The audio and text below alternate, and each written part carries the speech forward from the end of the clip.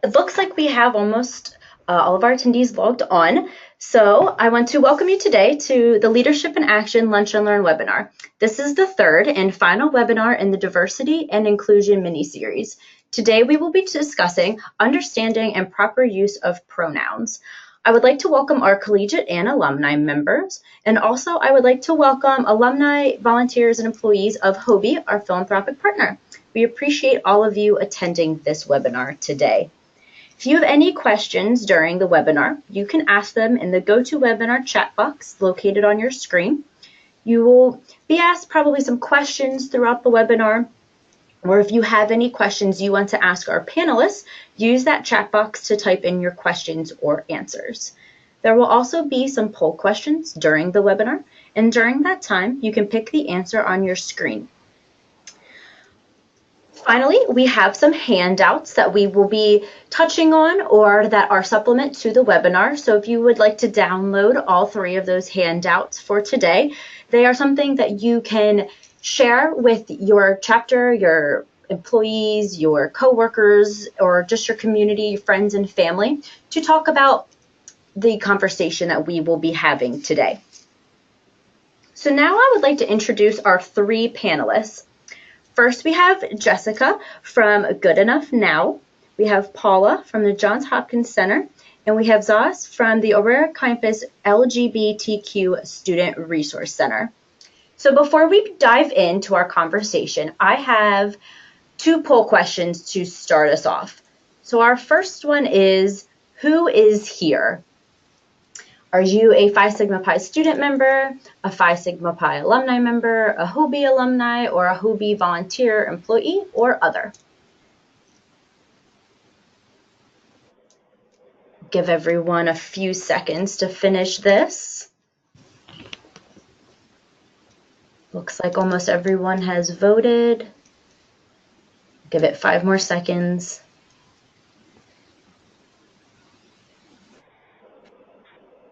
Okay. So here are our results. 77% of you are our collegiate members, so welcome.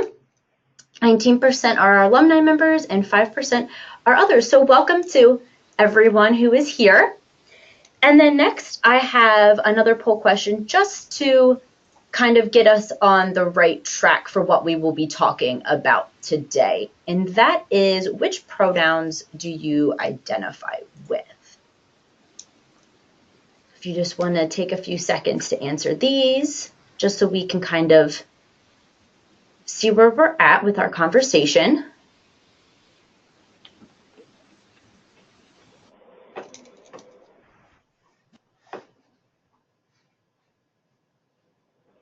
We have almost everybody.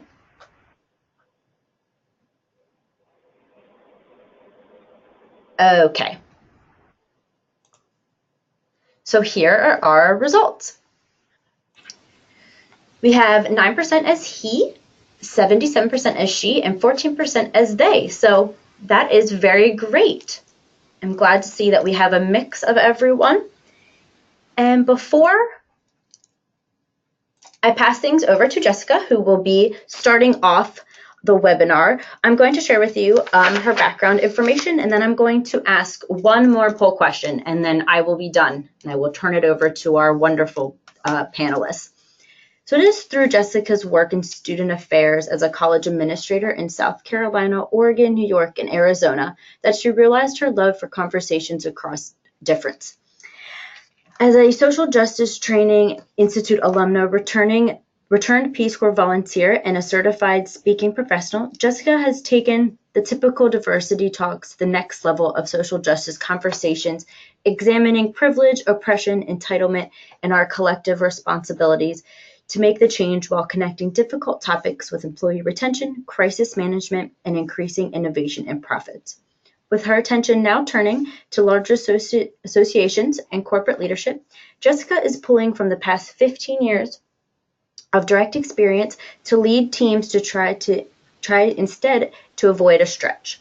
Graduating from the University of South Carolina with an MED in higher education administration with an emphasis in crisis management, Jessica pulls together lessons from teaching history and English in the classroom as well as those from being a stand-up comedy stage in New York City to bring real and actionable results into meeting rooms and board tables. She is well published, including multiple DVDs and online training courses, curriculum guides, and a book that makes abstract actionable. And I will say the one handout, the fun triangle, that is her creation. So definitely take a look at that. And that is what she will be going through today. So let me do my last poll question before I turn it over.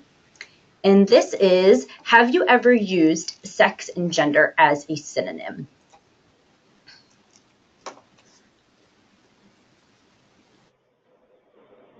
And this is going to directly correspond with what Jessica is going to be talking with us today. Looks like almost everyone has voted. I'll give it about 5 more seconds.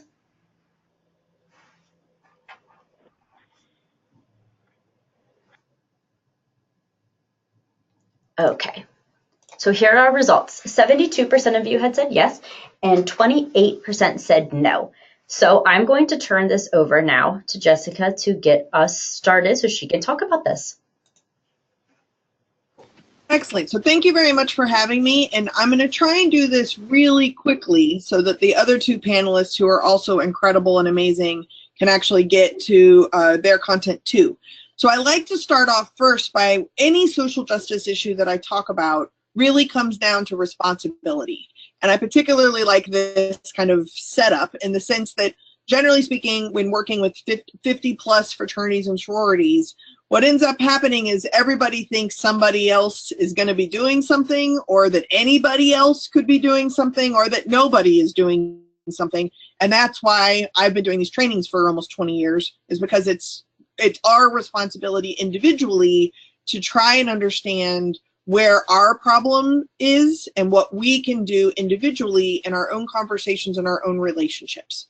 So specifically to talk about education, if you want, about the trans inclusion, I think we first have to start at a binary. And the concept of a binary really is two things. So we think about it like salt, pepper, etc., something like that. But when you know that there are two elements, what we end up doing is reducing everything that we either know or don't know down to this binary. And then if it doesn't fit, then the thing becomes the problem instead of the binary becoming the problem. Like, things are complicated, right? So when we also run into complications, then what we end up doing is wanting to just get rid of it or delete it entirely. So you can't always control, alt, delete everything involved with something that we may or may not understand. So you actually have to figure out what to do next. So what I wanted to do was to introduce you to a triangle model that I use that explains the difference between sex, gender, and sexual orientation. So we're going to take this triangle one thing at a time, and we're going to first start with sex. And if I ask you what are sex-based pieces, or elements or body parts, anatomical and biological pieces, typically we get very binary and everything fits into this nice little column.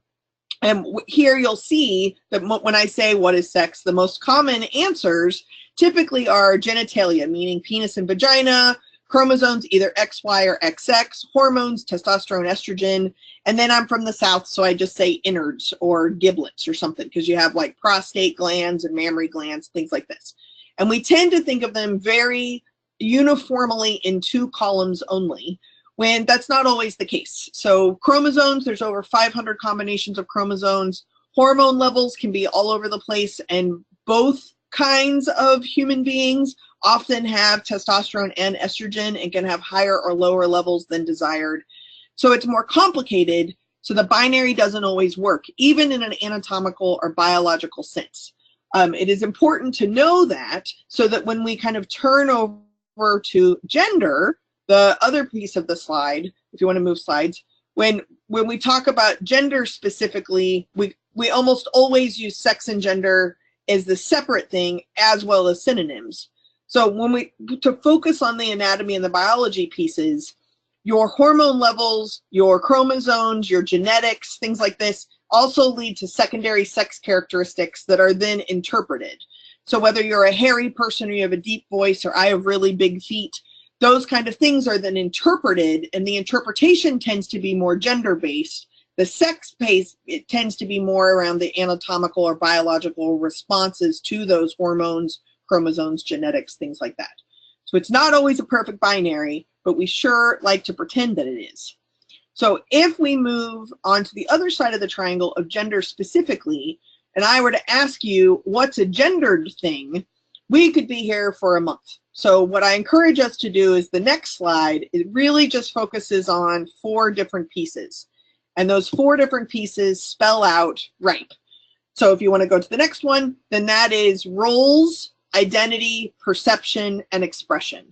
And the idea here is that roles, identity, and expression are the things that one does outward bound messages, sending outward bound messages to other folks so that hopefully they can be perceived.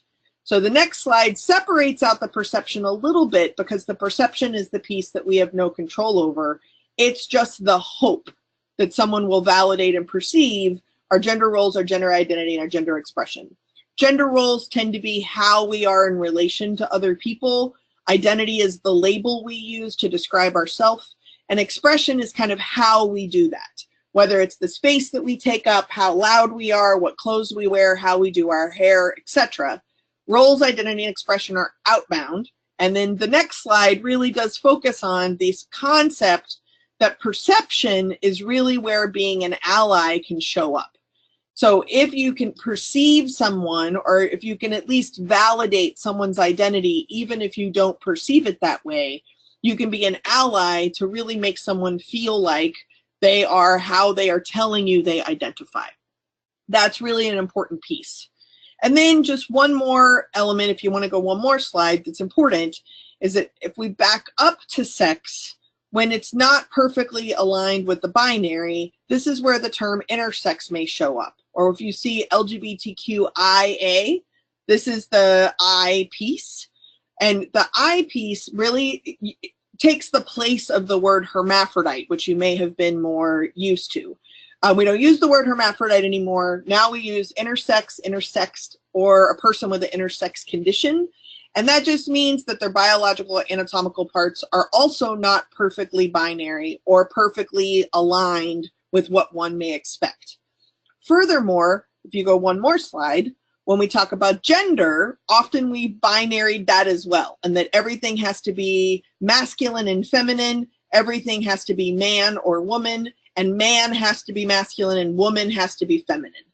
And you're labeled this usually in utero, certainly at birth, and you're socialized a certain way. So when we use the T, or trans or transgender, gender nonconforming, these terms, you want to go one more slide, transsexual, as well as trans with an asterisk, which is popular in some places. It depends on geography.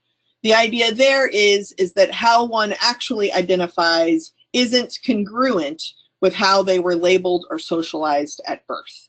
So that's an important thing to understand when we're talking about gender specifically. But if we start talking about uses of pronouns or things like this, it can kind of get confusing. So we wanted to do a really quick overview of some of the other language that can also be confusing. So if we're clear on intersex and we're clear on trans, the next piece really is around cross-dressing, drag kings or drag queens. These folks typically don't identify with the clothing that they're wearing when the term is relevant. They're using the clothing for something else. So a drag king may be a woman who is wearing men's clothing in a performative way. A drag queen is typically a man wearing women's clothing. I'm saying this backwards, I think. They're doing it in a more performative way, whereas a cross-dresser often is someone wearing the quote-unquote other gender's clothing in a very private way. That doesn't necessarily mean they identify as trans or gender nonconforming, and they may, but those words can often get confused when we start talking about these issues, not so much inside of fraternities and sorority context, but I just like to be thorough. And then I also mentioned the words gender variant, gender nonconforming, or even gender bender.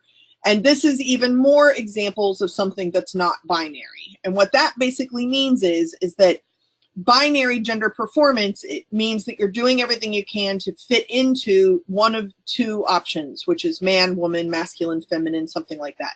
gender variant, gender nonconforming, or gender bending. The idea, and there's lots of other terms, but generally what that means is someone who's not interested in affirming the binary gender system. That may or may not impact how they express themselves, the roles they play, or the identity they hold for themselves, or they may just feel they're fine and that binary system is messed up, or they're floating somewhere in the middle and doing whatever they want to, however they choose to identify themselves in that given moment. So that's a really important thing to understand. So if we go one more, this is really putting sex, gender, secondary sex characteristics, the importance of perception and validation of one's gender roles, identity, and expression all in one place, so that you don't see them as synonyms, but you see them as distinctly separate pieces. Now, based on the polls earlier, I think it's also important to mention that those of us that don't identify as trans, we have something called cisgender privilege. And the concept of cisgender privilege is that I, for example, am a cisgender woman.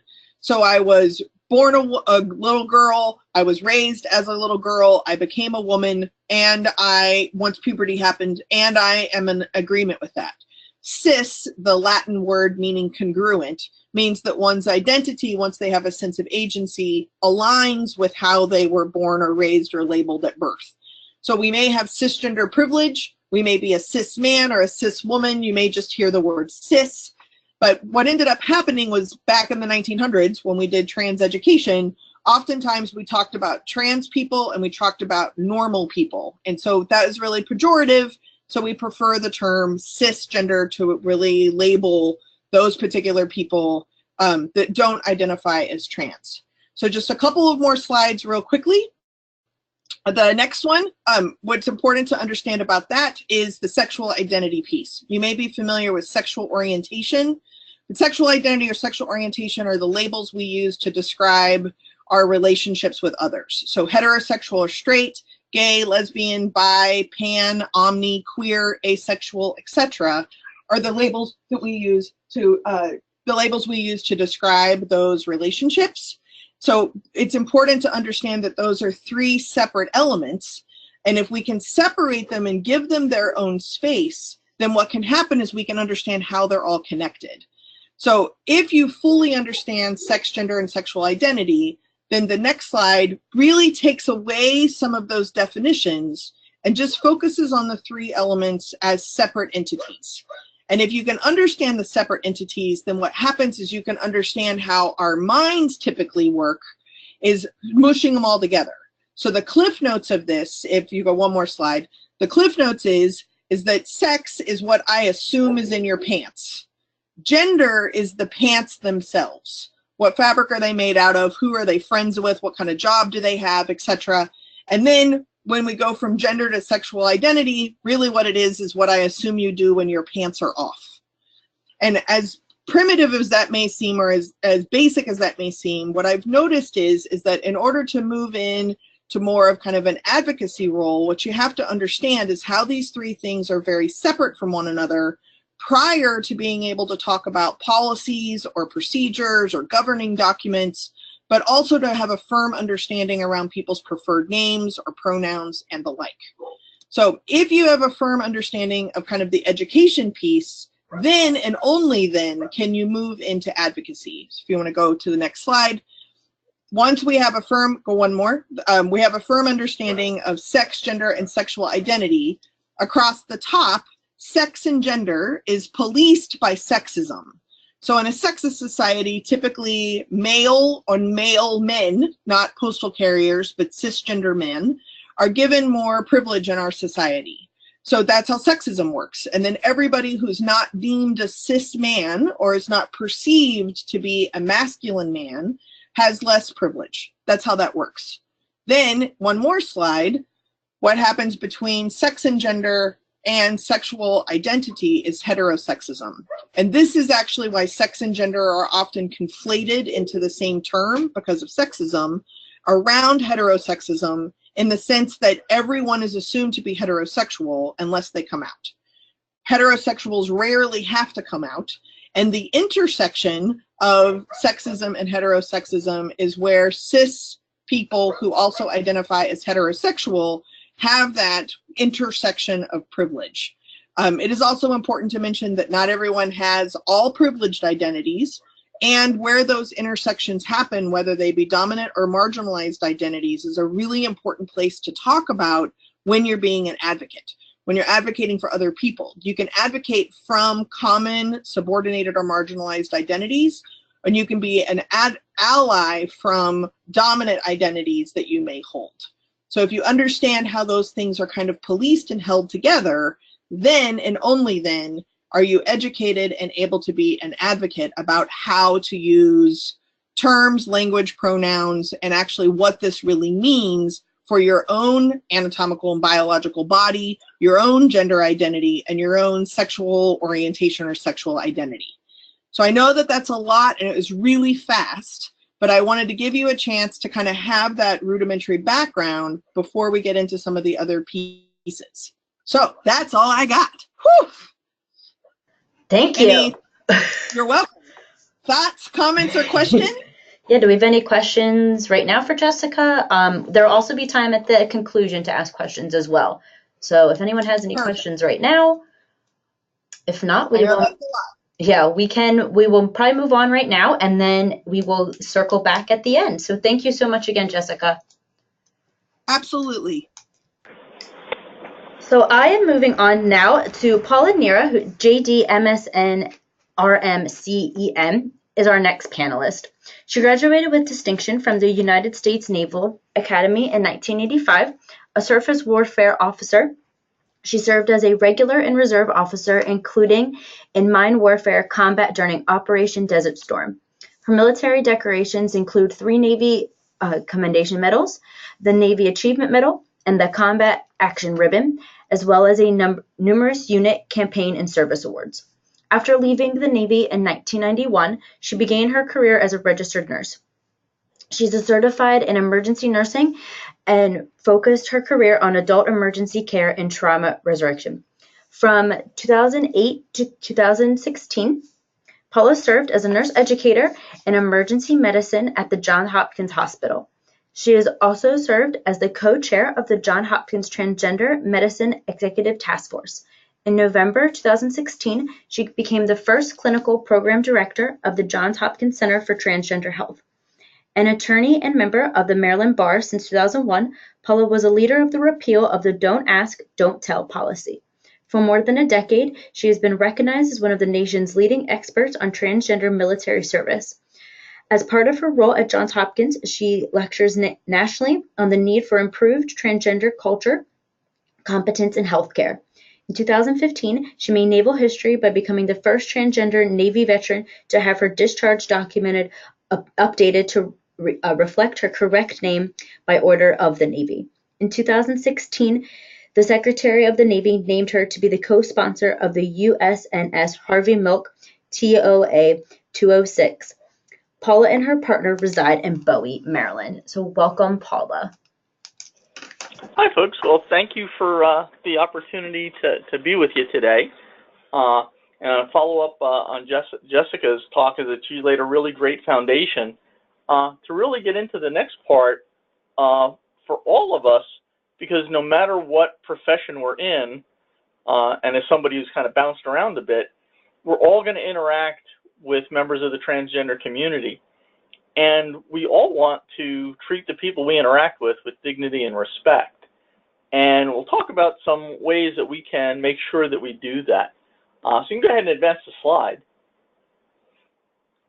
And really, here's the bottom line. Don't be a jerk.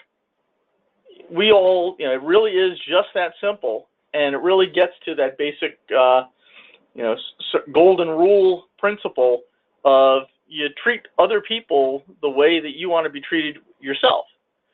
You want to be called by your name. You want to have someone use the pronouns that are correct for you. And we should do it for everybody else. And the only way that we know how somebody wants to be called or what pronouns to use is really to ask the person. The second thing that is going to happen is you're going to screw it up, because we're human beings and we make mistakes. And because a lot of how we interact with the world is grounded in unconscious bias, which every human being has because it's a defense mechanism that's been built in to help us process all of the information that we're getting bombarded with. And it's grounded in our own experience, our own training, our own education, how we view the world. So when it happens that you make a mistake, is you apologize in a real way. Now, I'm down here by Washington, D.C., so we have what's called the Washington apology, which is, I'm sorry that you're offended. And that really translates to, I didn't do anything wrong, and you're overly sensitive. You want to really be apologetic.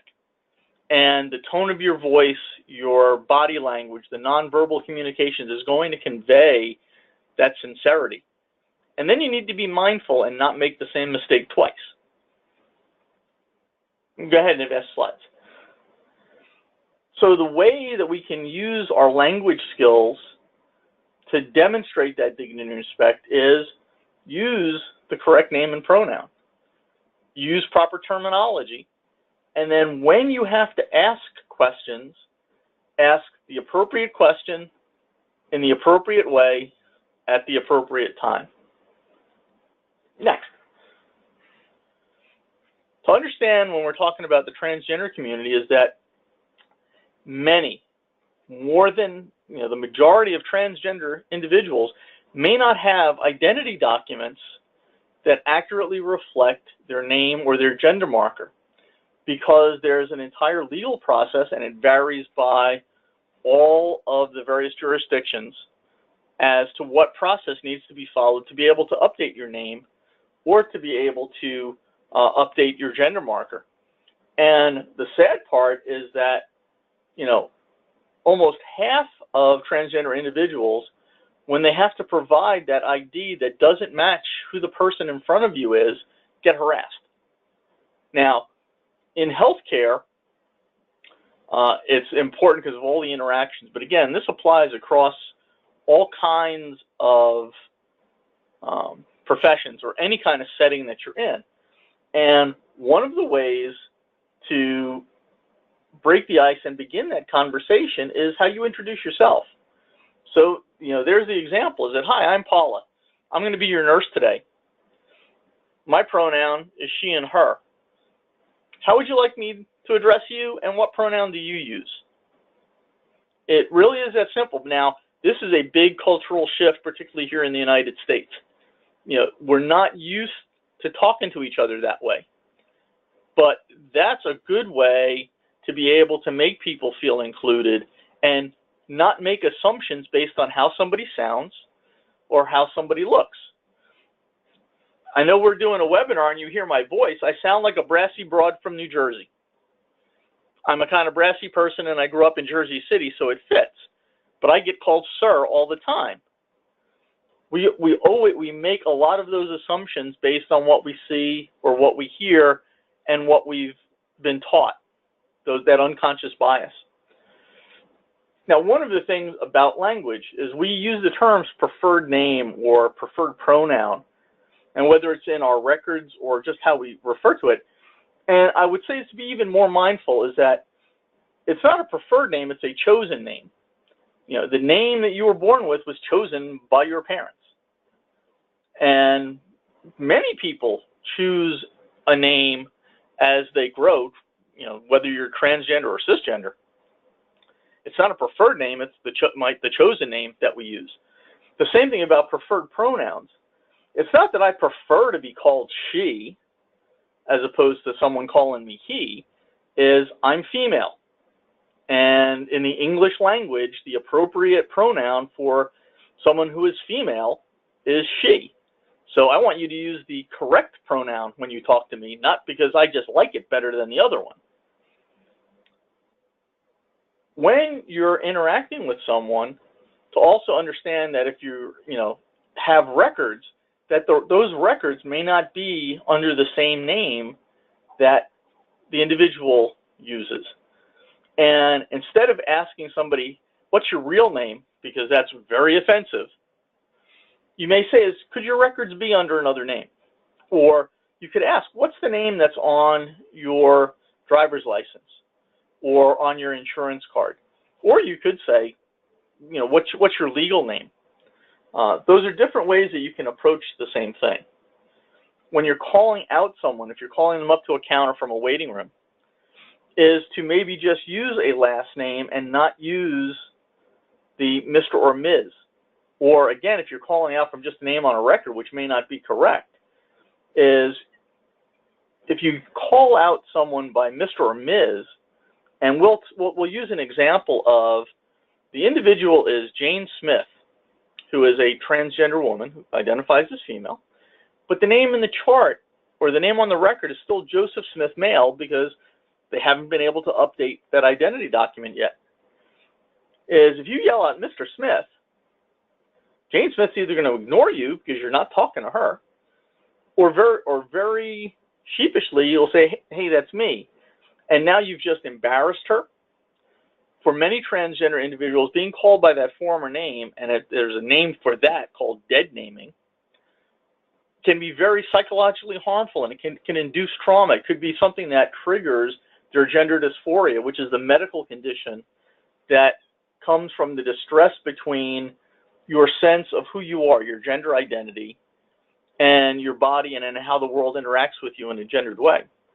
The other thing is the lifetime probability of a transgender person being the victim of an assault is about 1 out of 2. And when you misgender someone in a public way that way, you're basically outing them and pointing out to everybody else within earshot that, hey, there's one of them over there. And now you potentially put that person in physical harm. So that's why these are important. Go ahead to the next slide. So, you know, as we've been talking, that within that binary, and I think the next speaker is going to talk much more about this, is to understand is that not everyone identifies within that binary. And there are gender-neutral pronouns in English. Most of us have very limited use of them, and it takes time to build up that muscle memory. But yes, not everyone is going to want to be referred to as he or she. They may use they, or they may use another gender-neutral pronoun in English. When we talk about terminology, is you want to use appropriate terms. You don't want to talk about sex change. That's really offensive. You want to talk about transition. If you're talking, you don't want to use hermaphrodite, you're talking about intersex. If you don't want to use the term transvestite, you're talking about a cross-dresser. Is to really be aware of the language. To understand that transgender and gay are adjectives. They're not nouns. You know, there isn't a transgender in the waiting room. There are transgender people, gay folks, transgender neighbors, transgender coworkers. And for transgender folks, it's transgender. It's not transgendered. There's no ED at the end of it because it's also not a verb. And the way that I let people understand that is I say nobody gets gayed or lesbianed or straightened, and transgender people don't get transgendered. Next slide. The last thing before getting to some questions is about questions. Is particularly in the healthcare field, sometimes we have to ask questions about sexual behavior, about genitalia. And you want to ask the right question in the right way at the right time. Asking somebody about their genitals at a party is generally never appropriate for anybody. Yet many people think that it's okay out of their own curiosity to ask transgender people about their surgical status. Not every transgender individual is going to have surgery, and there is no the surgery. There are many different procedures. So it's inappropriate to ask those kinds of questions. The other thing about questions is don't start out a question like this. I don't mean to be disrespectful, because the next word out of your mouth is always but, and then what comes next is always disrespectful. You flip it around and say, I want to be respectful, but I don't understand. Can you help me understand? Can you tell me? And most people, when you're coming at it in a genuine way of wanting to learn, are more than happy to help share. And with that is, do you have any questions on any of this topic? Yes, thank you so much, Paula, for that information. I think it is very helpful to understanding, and I just want to open this up again. If anyone has any questions for Paula right now, we can ask them, or we can just circle back once we we end with our final panelist.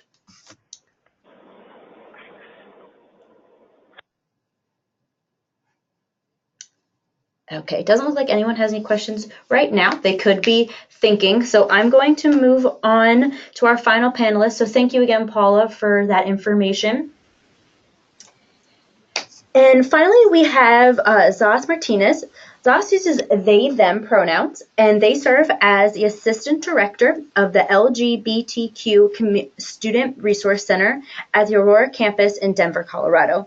They have been involved in developing educational curriculum on queer and trans experiences in higher education, advocating for student rights, and supporting issues at the intersections of identities.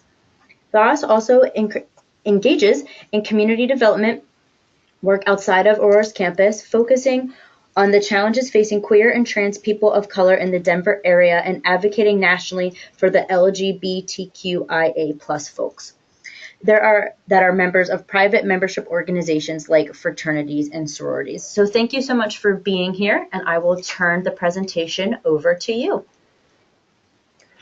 Thank you very much. It really is awesome to be part of this panel, to be part of this experience, and even to find out more about the organization and the ways that finding out about you all who are listening in today and thinking about how you all have created such a wonderful history, a wonderful experience, and seeing more and more people join you all through social media and your website. Wanting to start this conversation again, my name is Xajés, said like Xajés Martinez.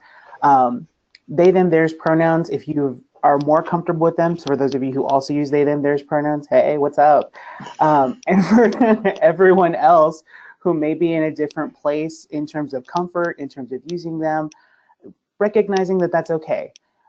We're actually going to stay on this slide for a little bit because I want to give folks permission to take a deep breath.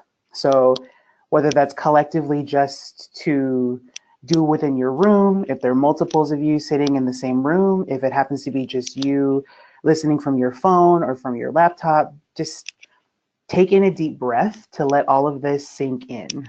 Whether you're the most comfortable with everything that's been said, or you're hearing everything for the very first time, you're reading everything for the very first time, I want to ensure that you all feel grounded as we move into this next piece.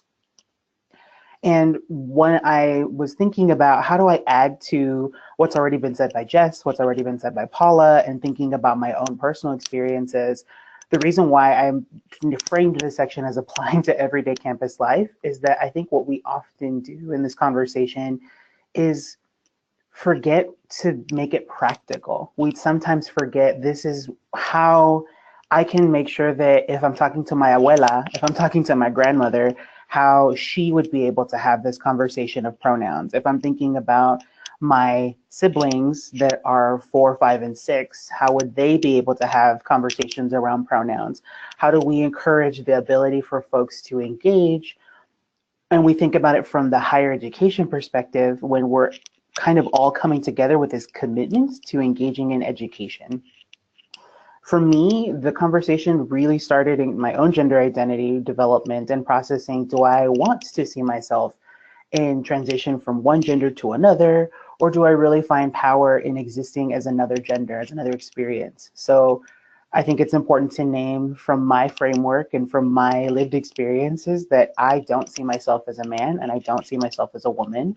And they, them, theirs, though it's not perfect, really helps capture my experience better than binary pronouns. And even as I explore and continue to explore other pronouns, other ways that I name my gender identity, and other ways that folks are exploring their own sense of gender, that then requires a patience to say, how are we doing this on campus? How are we doing this within our everyday structures of going to class, going to our organization, going home at night? and really wanting to frame this experience in that way.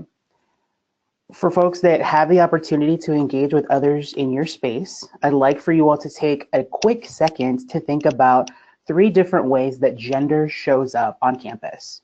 Thinking about your organization, thinking about where you are and what you typically go to, thinking about your major of study, or just thinking about in general gender. Think about what are those 3 things and how often do you see those 3 things?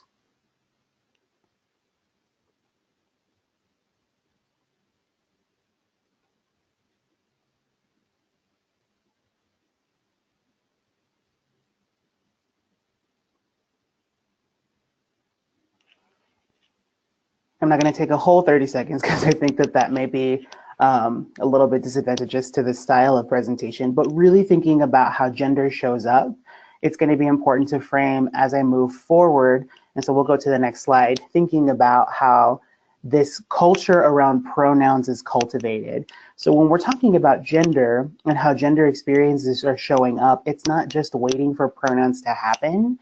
It's not simply waiting for folks to engage in this conversation around, do you know what a pronoun is? Do you know how to engage in pronouns? Have you been gendering people all of your life and never really thought about it? We really need to name this culture around pronouns different from the ways in which we've let education kind of steered us away from conversations around humanity. To reiterate what other folks have mentioned before now, pronouns are not for you to choose for others. It may sound like an oversimplification, but it's difficult to name how many times you've gendered someone else without even thinking about it. Even in the ways in which our language encourages us and in some ways mandates us to think of, well, how do we refer to other people? We can do so without labeling them as he, him, and his, or she, her, and hers. And in some ways, if our language was as genderless as it's supposedly supposed to be, we would have a different comfort in being able to refer to others in other ways. This additional layering around the culture around pronouns has to be that we have to acknowledge who knows pronouns, who doesn't know pronouns, and how do we create a welcoming, cautious, supportive community around what pronouns are. Where that then leads to this next piece of, if you don't know the pronouns of the individual, feel free to ask. Not from this place of, hey, you, what are your gender pronouns? That comes off as very combative, that can come off as very forthright and almost a negative way, and in many cases can be a negative way, but really thinking from a lens of, hi, I think you're a wonderful person and I want to get to know you better, and I'm not sure what pronouns you use. Could you let me know? There's also the opportunity from a different lens of, hi, I know we've connected a few times or we've known each other for years, and I've always used she, her, and hers pronouns for you. Is that right? I know it sounds weird to be like asking now on this random Friday right before we go to lunch, but I just want to check in and see if that's still okay. It's thinking about how do we create it as a cultural experience and a culture that we're comfortable engaging in through that conversation. And so this last piece that I want to iterate as we go into this next section here in a minute is, if it doesn't compute, or it's what that's meant to say, really thinking about, sometimes that's how language feels, right? We're looking at different words that are arising. We're looking at different layerings of pronouns that are coming up.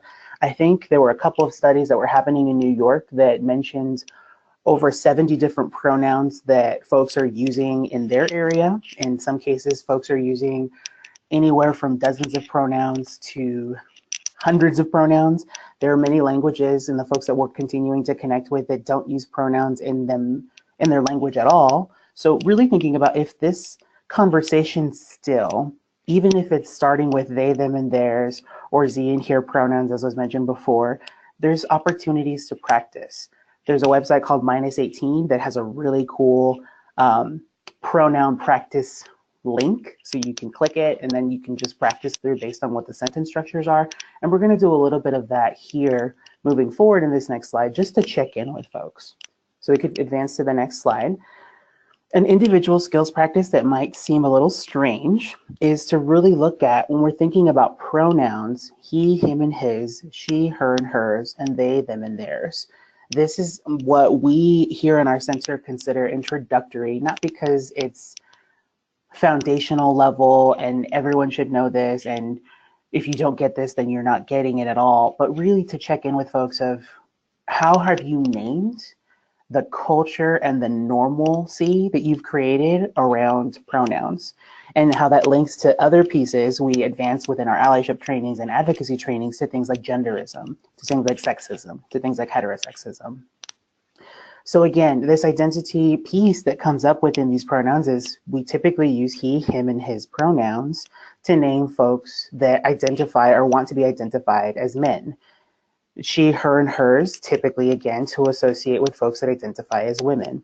They, them, and theirs for folks that identify in a range of trans identity, non-binary identity, gender non-conforming identity, or agender identity is also very possible. This is also to name here that any of these pronouns can be used by any individual, and it's not on a person, again, it's not on you to associate these pronouns to the individual, because some non-binary folks use he, him, and his, and she, her, and hers pronouns. There are some folks who are practicing that identify as cisgender at the moment, they, them, and theirs pronouns, or include them because they also want to challenge language in the way that it exists. So we can move to the next slide. Ways in which you can utilize and look at he, him, and his, she, her, and hers, they, them, and theirs. These are a couple of examples that I've created for educating and working with educators on how we do this every day. Jack went to school on a bus. He was happy that his mom packed him a lunch. It's a simple way to think about it, but sometimes we have to really re-engage and reiterate from a place that feels comfortable to us. So Jill's mom dropped her off today at school. She asked if the rainbow pencil was hers. And they, them, and theirs. Q's friends with Jack. Q is friends with Jack, or Q's friends with Jack. They often tell Jack about their day. It makes them happy. These are some sentences that you could be writing down now. These are some sentences that you can probably think through in other ways. But the conversation here in terms of individual skills practice and why I've named it this way is because I want folks to feel like not only can you come at this in this exact space and time to practice on your own, but also thinking about how you can create a culture that invites folks to think about using pronouns consistently, continuously, and it doesn't feel like it's something that's so new, so nuanced, so jargon, right? It doesn't feel like I have to get a PhD in pronouns in order to support and validate trans non-binary folks. If we can move to the next slide. For us, we've also seen a couple of engagements around Z pronouns. And so there are two different variations that I wanted to name for folks. Again, to acknowledge that there are dozens of pronouns that exist for folks, but these are a couple that we have noticed here in our center we wanted to reiterate as well. So Z, here, and here's, to ensure that folks in a third gender context or an other gender context, language thinks in that way, because it shouldn't be other gender, because that makes it sound like, oh, there's binary genders and then there's other genders, but this is the language that we have, so we're operating within it, and challenging it by saying it's third gender or multiple gender experiences. And then we also have Z, them, and zer pronouns.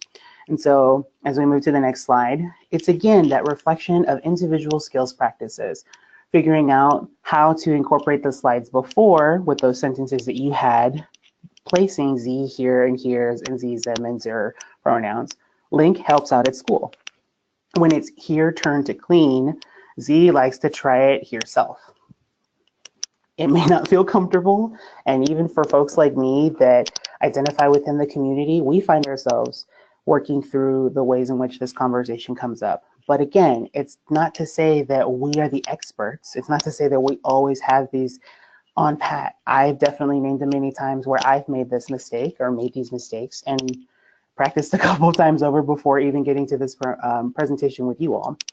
So with Rain, and Rain likes to take time alone, Z said, Jill asked them if the rainbow pencil was hers, right? Thinking about, again, from these levelings of, ooh, the Z in my language is not often used, and that's important, and that's fair to name through the history, and I encourage folks to look through the history of pronouns, and at the same time also recognize if you want to honor the human experience of individuals, we have to work towards unlearning and freeing ourselves from those cages or butterfly nets, if you will, that feel so restrictive and prevent us from engaging in the human element. So here's at least 5 sentences that you have and 5 sets of pronouns that you have to engage with. And again, I encourage you to explore what other pronouns look like, to encourage ways to make this individual skills practice part of your organization, and really thinking moving forward, actually that's the next slide. So if we could move to that next slide. I have some questions for, sorry, one more thing before we get to that. Thinking through in this other layering of individual skills practices, there are folks that also use all gender pronouns and folks that don't use gender pronouns. So what I offer for you all in terms of those folks who use all gender pronouns, practice interchanging them. Fleur uses all gender pronouns, and they said it's important to her and to respect how that honors them. It seems like, again, this is a conversation that we may have down pat. Some of you might be quote unquote gender experts, and you all have done this for decades or for years or for weeks, and you're finally at a rhythm to it. Others of you may not exactly know how to do that, but figuring out how to encourage, just as much as we name individuals have access to a set of pronouns, they also have access to all those pronouns. And what about people who don't use gender pronouns? I would recommend using their name, or also checking in with them and asking if they have another reference if that's desired by them. So Maiken wants to talk about something serious, and I think we should listen to Maiken to hear more about what's going on. We have this challenge of assuming that pronouns have to be used, and once we can liberate ourselves in thinking in a different way that they don't, it can be really powerful. Noting time, I'd like to go ahead and move us forward. So that's the individual skills practice piece.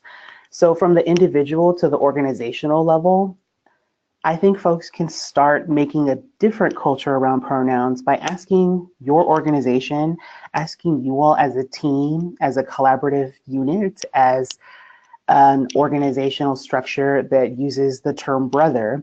Think about in an intentional, ongoing way, how much of the chapter, how much of the organization feels confident in using they and ze pronouns, right? Just a baseline to start, a way to come into this after you've gotten through this material, checking in on some of those, here's how we're slightly pushing the bubble a little forward. How often do we incorporate conversations around trans, non-binary people? Sometimes we forget that, yes, it's about the skills involved with pronouns, it's about the recognition of humanity through pronouns, but there's a human element to it. And how are we ensuring that trans, non-binary people are a part of the culture of our organization just as much as the language around the culture of those individuals? And then the last question for this section is, in what ways can we be a part of the change on our campus and in our world to honor trans, non-binary people and their pronouns? Some of the things that we produce here in our center are buttons. So we have she, her, and hers, he, him, and his, they, them, and theirs, ze, here, and here's, ze, them, zers. Ask me about my pronouns. I use all gender pronouns. I don't use gender pronouns. Those are buttons that we produce and are free to the community to use if they want to engage in a public and visible way. And we also provide opportunities for folks to engage in this in 30-minute sessions. So again, they're not full-length trainings, but general conversations to how to get this conversation started. Moving forward to the next slide. Thinking about community even further. So, right, it's a little easier to acknowledge and process when we're in spaces like higher education, because we have this opportunity to gain in and out on this commitment that we've made to each other. But what happens after higher education, right? What happens after I'm done with my undergraduate, my master's, my doctorate, or my terminal degree? Asking questions like, how many other community organizations and supporters that we work with talk about pronouns? Just asking from a general perspective of, are we talking about people's existence beyond he, him, and his, and she, her, and hers? Where do we go to get more support for pronouns we haven't practiced? I've already provided one example, so that -18 website. If you haven't gotten an opportunity to check it out, I would encourage you to. And there's definitely other ways to think about language, the context of genderless language versus gendered language, which is again more research and could probably write dissertations on, or just create community circles around. And in this last question of, in what ways can we coalition build? So in what ways can we mutually work together to challenge systems that don't talk about trans, non-binary people and their pronouns. It's not just thinking about the systems within higher education, right, with using alumni or alumni, alumna. It's also thinking about how are we talking through the existences of individuals through syllabi? How are we thinking about our textbooks? And if they often say he or she, how are we thinking about the services that we provide, whether that be in the medical profession, whether that be in other areas of civil service, whether that be in private entities, naming, do all of our forms say he, him, and his, or do we always gender people and not realize it? Are my coworkers constantly doing things that don't allow for trans and non-binary people to be seen? So there's some very tangible work. There's a lot of macro pseudo work, but again, thank you all for listening and providing the time to be here. And if we have questions for the collective, I think we're in that section. So thank you all again. Thank you so much. I just want to thank all three of you again. This was a wonderful panelist of different professionals talking about this topic. And I do actually have 2 questions so far for people that have asked. So these can be any, that's open to all three of you, whoever wants to answer the question. But the first one is from Alexa, and she asked if someone is bisexual in a homosexual relationship and someone calls them gay or lesbian instead of bisexual, is that something that one would take offense to?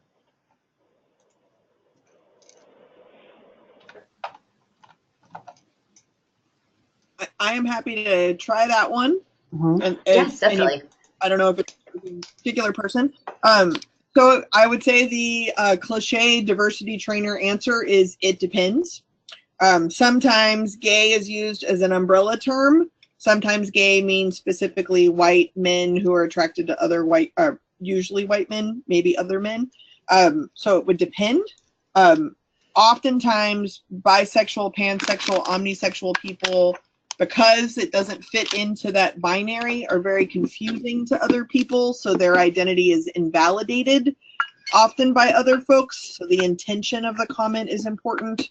And someone is also in a bisexual, pan, or omnisexual person who's in a relationship may have a hard time for other people to validate that identity because they'll reduce them down to the binary based on who they are in relationship with. So if a bisexual man is in a relationship with a man, they'll call him gay, dismiss him of his actual identity. So it just depends. Thank you. And then I do have another one here from Sarah.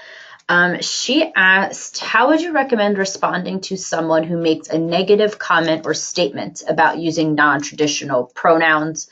Like this person would say something as there's only 2, he and him, or she and him. And then she said, I don't want to escalate the situation, but I also want to be an ally. So how could she approach that type of negative reaction? Mm-hmm. I'd like to take a quick answer to this. Yes. First, by stating that I want for folks to feel like within their allyship, within their advocacy, that they can engage on their own comfort and reflection and of safety, right? So thinking about if this person is coming at it from a very antagonistic, violent, here's my emotion coming through the language that I'm using, I would encourage you all to say, you have the right to your own opinion in this moment, you are not correct, and we'll move forward, right? Thinking about in that way, if it's safer for you to not engage, please do not put your safety on the line in that moment. If there's someone who's saying, well, no, there's only 2 genders, why are you talking about other pronouns? And it feels a little more opportunity to engage, reflect in a way that feels comfortable of, why would you think that, right? You can come from a very inquisitive, you can come from a, maybe there's just something you haven't learned yet, or maybe you've just been taught to think about this for so long that you've never actually questioned why. You can also go from a very engaging, encouraged. Actually, the reason why we say this is because our world has for so long assumed that only men and women exist and that that's always been it. But there have actually been people throughout human existence and are still here in the world today that don't exist as men and women from both a sex perspective and a gender perspective, right? Again, it's that comfort level of, with the content knowledge, how far you're willing to go, how far you're willing to challenge that individual, and hopefully that individual is willing to engage in a dialogue. Because once we get into a level of debate where they only want to be seen as right, we kind of lose that ability to continue a conversation that feels worth your time and emotional labor, and also the validity of supporting trans and non-binary folks. Great, thank you. Does anyone else have any questions? I will say, Jessica, someone is asking for you to restate your quote about the pants analogy, because they loved yes. it and they want a direct quote. Yeah, absolutely. So, and I went through a lot of information really fast because I wanted to make sure the other panelists who are incredible and did an amazing job had time. So, the cliff notes of the triangle quote is: sex is what I assume is in your pants. Gender is the pants themselves. And sexual orientation is what I assume you do when your pants are off. Great. Awesome. Thank you so much. Sure. I will allow another minute or two for any questions. Now, would any of our members be able to contact any of you if they come up with any questions after the webinar? Could we share any email addresses and for future contact? And this is Paula. That's works for me. Sure. Great. Thank you. Sure. This is Jessica. I usually give a texting number out to any recording I do, so that if anyone listens to it even live or a recorded version, the texting number is 202-670-4262, 202-670-4262, and you can text message. It's a Google Voice number, so you can text message that number. And I'm happy to answer any question you have at any time anything arises, any way I can help. Great, thank you. I'll be sure to include all of their information also in our follow-up email. So thank you. I do have one more question and then a compliment from Emily. She wanted to ask that English is not her native language, so she usually misuses pronouns, but not intentionally. And she'll fix it right afterwards, but how should she deal with that slight awkward moment? This is Paula. I guess it gets back to the thing about a heartfelt, honest apology, and it's not so much and it's also an opportunity to educate some folks, because there are many languages that don't have gendered pronouns, and this happens often. Is to be able to maybe share and educate somebody else. Yes, I would agree in what Paula is saying in terms of that ways in which we create a culture around pronouns is very much this reflection of, if that's where you come from in your first language and your reflections of everyday conversation, that's totally fine. The same as which that human element that Jess and Paula both mentioned of, this is okay, we make mistakes, it's fine. It's about figuring out at what point do I need to do that individual practice to get to a place that feels more comfortable, and also acknowledging that if that's where you come from and that's where the language comes from, that it's totally within right to name how difficult it can be to work within English, how difficult it can be to process these expectations that we've created in a different way that other languages are not at. So even in offering my own pronouns in other languages, for me has been a common or starting practice of when folks use Spanish, I hope that instead of using él or ella, they use ella, because it's a little less abrasive, but also is still not in the same context of gender as él or ella. Some folks are also using ello. Some other folks are also using ellequis if they want to be more forthright in naming their non-binary identities. But again, it's additionally reflecting on the complexities that language are both limiting to, as well as encouraging freedom in. Great, well, thank you so much. I don't think we have any more questions currently. So I just want to wrap up here, and I want to thank the three of you again, Jessica, Paula, and Xajés, for discussing understanding and proper use of pronouns with us today. It was so wonderful for the three of you to take time out of your day to help come up with this webinar with me, as well as presenting. So I just really want to thank you again for this. And I want to just let everyone know that you'll be able to watch this webinar on our YouTube page at youtube.com/Phi Sigma Pi and on the Phi Sigma Pi Facebook page. So please be sure to share it with your members, fellow alumni, coworkers who are not able to join us this afternoon. And thank you for participating, and congratulations. All of you Phi Sigma Pi members, you have earned 8 leadership and action points. So remember, your goal is to reach 75 points to earn your leadership and action certification. And you can earn more points by participating in local, regional, and national modules or the monthly Tweet Meets and Lunch and Learn webinars that have wrapped up for this academic year. So they will start up again next fall. And please be sure to take our Lunch and Learn survey that I am sending right now in the chat. You can click on that link and you can take the survey for us just to let us know how you liked today's webinar and if you have any topics you would like us to discuss, possibly for future webinars. So that does it for today. It's Leadership in Action Lunch and Learn webinar. Thank you again for everyone who participated and to our panelists.